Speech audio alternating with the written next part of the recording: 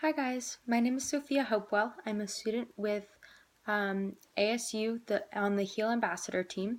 I am a global health major and a psych major, and I'm here today to talk to you guys about HIV transmission. So my whole career with HIV started about 2 years ago. Prior to that time, I didn't even know the basic facts of HIV. But then I took a course on the physiology of HIV, and it was super interesting, and it got me interested in going to Tanzania through the Tanzania program. So I took the HIV prevention education course, and so that's how I'm here with you guys today. I find HIV super interesting, but I know that it can be a super sensitive topic for a lot of people. So if anyone at any point is uncomfortable, please feel free to get up and leave the room and take a breath or get a drink of water. The bathrooms and the drinking fountains are right down the hall to the right.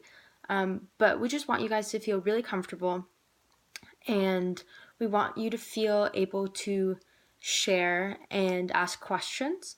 So if you do have a question at any point during the talk, feel free to raise your hand and ask it right then. We love questions and we really encourage you guys to ask them. Other than that, we will have a dedicated time at the end of the talk to answer some questions. So this talk will be about 5 to 7 minutes. And like I said earlier, it will be on HIV transmission. So the first thing I want to say is that there is no cure anywhere in the world for HIV, but HIV is a completely 100% preventable virus. So if a person knows the ways that is transmitted, they can prevent themselves from HIV getting into their body. So there are really three basic ways that HIV gets into the body, and you might have heard some of them before. The first one is unprotected sex. The second one is blood-to-blood transmission. And the third one is mother-to-child transmission. So these are the three basic ways, and a lot of them have more specific examples or categories under them, but those are the only ways that a person can get HIV. So any other methods you might have heard of, kissing, hugging, toilet seats, sharing food, if it's not any of those three ways, it cannot actually transmit HIV. So none of those ways that I just listed would be able to bring HIV into a person's body. So now I'm going to tell you guys a little bit about ways that a person could determine for themselves whether or not a very specific situation would be able to transmit HIV. So there are only certain ways that HIV can get into the body, only certain, we call them doors. There are only certain places in the body that HIV can actually access, especially because your skin is a very thick barrier against viruses and bacteria. So these places that HIV can get in that we call doors, there are 4 of them, and they are the anus, the vagina, the tip of the penis, and any open wounds.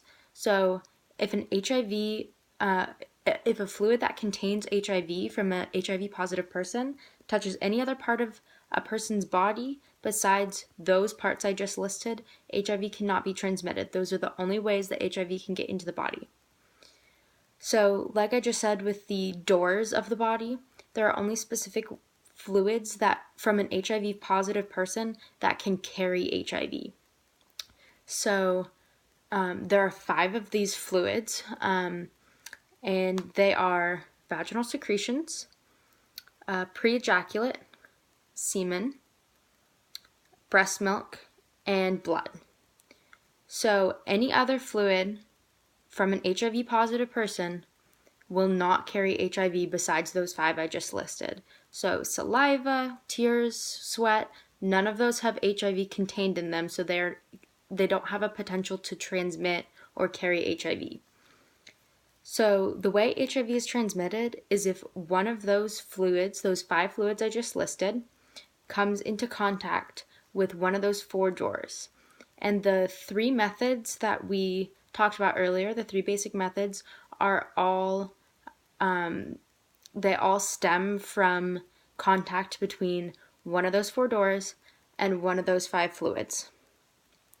So we like to say that the most important takeaway message here for HIV prevention is know your fluids, close your doors, protect you and yours from HIV. Thank you.